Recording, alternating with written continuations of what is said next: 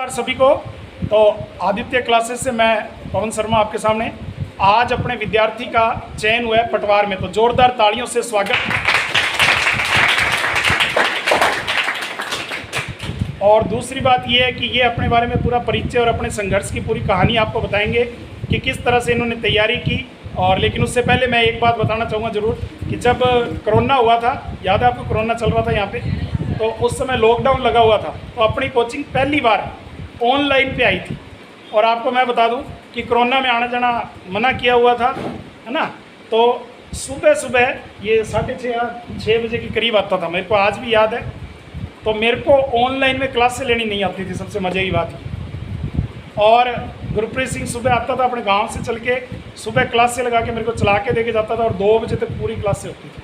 वो दिन मुझे आज भी याद है, मैं घर पे अकेला होता था, मैडम भी नहीं थे, बड़े सर भी नहीं थे। तो कई बार विद्यार्थी का जो अपने समझते हैं कि व्यवहार कैसा होता है, तो बहुत शानदार व्यवहार था। इसने कहा सर आप चिंता ही मत करो, मैं आपको पूरी क्लास से रेगुलर चला दूँ। और 1 हफ्ते तक लगातार इन्होंने पूरी क्लास से चलाई। और उसके बाद भी मेरे को ये कहा कि अगर कोई प्रॉब्लम आए तो सर एक फ़ोन कर देना, मैं आ जाऊँगा।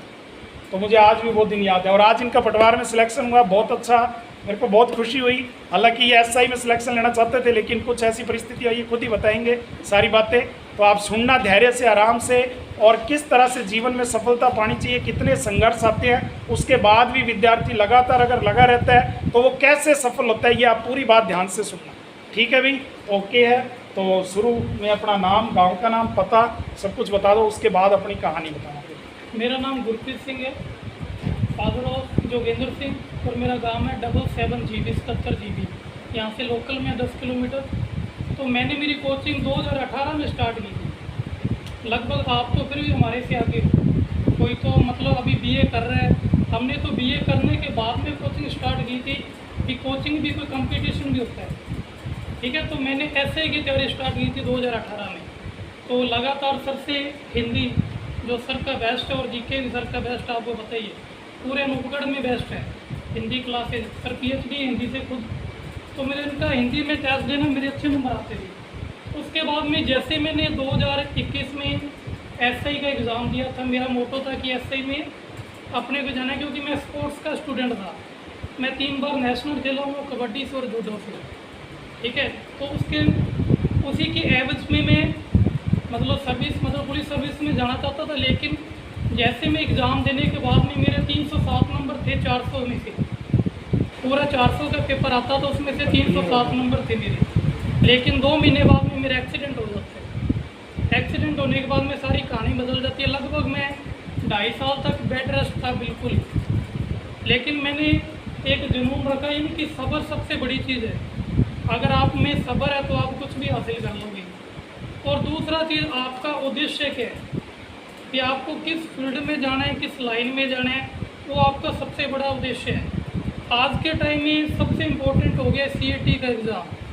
सबको पता होगा जो राजस्थान लेवल की तैयारी करते हैं, अगर आपके इसमें लगभग 80%, 85%, 90% नंबर आ रहे हैं तो आप इसके CAT के बेस पे कोई भी एग्ज़ाम दे लो, आपका क्लियर हो जाएगा। अगर आप CAT को नॉर्मल ले रहे हो कि अपने इसके तो 40% में पास करना है, तो आप ये समझ लो कि आपको आगे 90% लोगों के साथ में जुड़ना पड़ेगा दोबारा उसी एग्ज़ाम की तैयारी करने के लिए। अगर आप CAT को अच्छा रखोगे तो अच्छा होगा, ठीक है। तो मेरा एक्सीडेंट हुआ। एक्सीडेंट होने के बाद में मैंने सोचा कि अब अपने बेड सर्विस के तो काबिल रहे नहीं, क्योंकि उन्होंने 6 महीने का टाइम भी दिया। लेकिन मेरी चोट इतनी ज़्यादा थी कि वो 2.5 साल में रिकवरी हो पाई। और रिकवरी होने के बाद में फिज़िकल जो फिटनेस थी वो मेरी बन नहीं पाई दोबारा।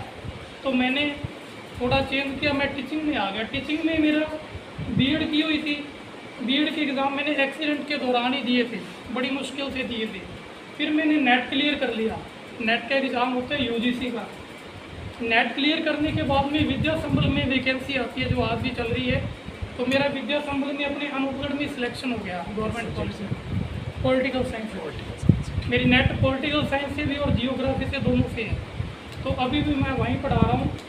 जिस दिन पटवारी की ज्वाइनिंग आ जाएगी वहाँ छोड़ देंगे, उधर चले जाएंगे, ठीक है। उसके बाद में मैंने हकीकत में तो मैंने फर्स्ट ग्रेड की तैयारी की थी, मन लगा के तैयारी की थी फर्स्ट ग्रेड से। लेकिन दुर्भाग्य ये था कि जो पेपर बनाया गया था इतना सर बहुत टफ पेपर, 6 जने पास हुए थे पूरे राजस्थान में इसमें से। तो वही तैयारी, उसके बाद में पटवारी का पेपर था अगस्त में, ठीक है। तो मैंने बिल्कुल बर्डन नहीं लिया, मैंने कहा इतनी बड़ी तैयारी की, ये तो क्लियर कर ही लेंगे। मैंने वीडियो और पटवारी दोनों दिए थे। वीडियो में मेरा अच्छा स्कोर नहीं रहा, लेकिन पटवारी भी मेरा अच्छा स्कोर रहा, तो मेरा 2 गुना हुआ। 2 गुना के बाद में मेरा आगे जाके फाइनल में भी सिलेक्शन हो गया। तो सबसे मेन बात है कि आपके पास में सब्र होना ज़रूरी है, धैर्य है। आपका एक मोटो होना चाहिए, एक उद्देश्य होना चाहिए कि सबसे ज़्यादा अपने को फोकस कहाँ करना है। टाइम सभी के पास में खुला टाइम है। अब यहाँ पे आप पढ़ने के लिए आ रहे हो ना, तो बहुत अच्छी बात है कि आप बिना किसी काम के आपको एक पढ़ने का उद्देश्य है। लेकिन मेरी ये कंडीशन नहीं थी एक्सीडेंट के बाद में, क्योंकि मेरे पैसे बहुत ज़्यादा लगे थे, लगभग 10 लाख के करीब पैसे लगे थे। 7 ऑपरेशन हुए थे मेरे। 7 ऑपरेशन होने के बाद में घर की कंडीशन भी आप समझते हो कि प्राइवेट इलाज चलना बहुत कंडीशन ख़राब हो जाती है। लेकिन मैं रेगुलर स्टडी से जुड़ा रहा, लगभग 5 घंटे 6 घंटे रोज़ाना पढ़ना था कैसे भी करके। और सबसे बड़ी बात ये है कि जब मैं मान लो एक दिन मेरा शेड्यूल चला गया, मेरे से नहीं पढ़ा गया, तो मेरे को इस बात की टेंशन हो जाती थी भी आज पढ़ाई क्यों नहीं हुई। ये सबसे बड़ी बात आप में चीज़ होनी चाहिए कि अगर आप एक दिन 2 दिन नहीं पढ़ते, उसका कारण जानो वो क्यों नहीं पढ़े। क्योंकि अपने जिस उद्देश्य को पढ़ने के लिए लगे हैं ना, कि अपने को कोई ना कोई मोटो अपना ये बनना है, तो उसका जो रेगुलर का शेड्यूल है उसको ज़रूर कंप्लीट करो। सबसे इम्पोर्टेंट तो यही है। उसके बाद में जो आपको रिवीजन है, ये सबसे बड़ा मूल मंत्र है। अगर आप किस चीज़ की तैयारी कर रहे हो, आपका रिवीजन होना बहुत ज़रूरी है। सर यहाँ पे पढ़ाते थे तो हम साथ साथ में बोल देते सर इसका आंसर तो ये है। कारण क्या था कि सर समझाते बहुत अच्छा था। हिस्ट्री सर बहुत बढ़िया पढ़ाते हैं, ठीक है। एक बार कहानी सुना दी, मतलब ही नहीं है कि क्वेश्चन कोई बाहर चला दे। जियोग्राफी सर बिल्कुल मैप पे समझाते हैं।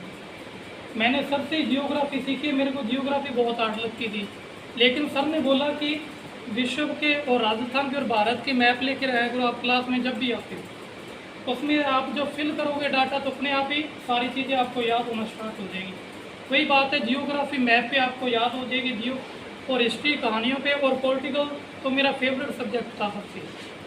पॉलिटिकल तो मेरा बिल्कुल फेवरेट था। और इकोनॉमिक्स मैंने थोड़ा बहुत रेगुलर, जैसे मेरे पास 12th में और बीए में थी, तो उसको रेगुलर में जैसे करंट का डाटा तो उसको मैं पढ़ता रहता था हमेशा ही। एक बुक आती है सोल्जर्स की, उसमें से मैं पढ़ता रहता था रेगुलर, ठीक है। और उसके बाद में आज के टाइम में मैथ रीजनिंग का भी बहुत स्कोप है।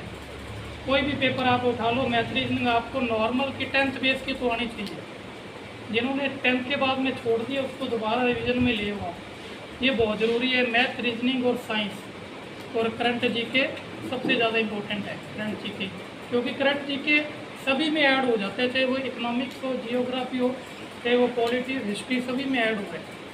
तो मैं आपको यही कहना चाहूँगा कि सबसे पहले आपका उद्देश्य क्या है, उस पर फोकस करो। उसके आपके पास में प्रीवियस पेपर होने चाहिए, उसका सिलेबस होना चाहिए, और मटेरियल तो आपको यहाँ से पढ़ाया जा रहा है। ये चीज़ें आपके पास में उपलब्ध होनी चाहिए। और धैर्य रखो भी आप उसके काबिल बनो। तो एक फिल्म है ना 3 इडियट, वो कहते हैं कि पढ़ना क्यों चाहिए, भी किसी चीज़ के काबिल बनो, अपने आप अपने पास चल के आए। ठीक है, तो धन्यवाद, शुक्रिया।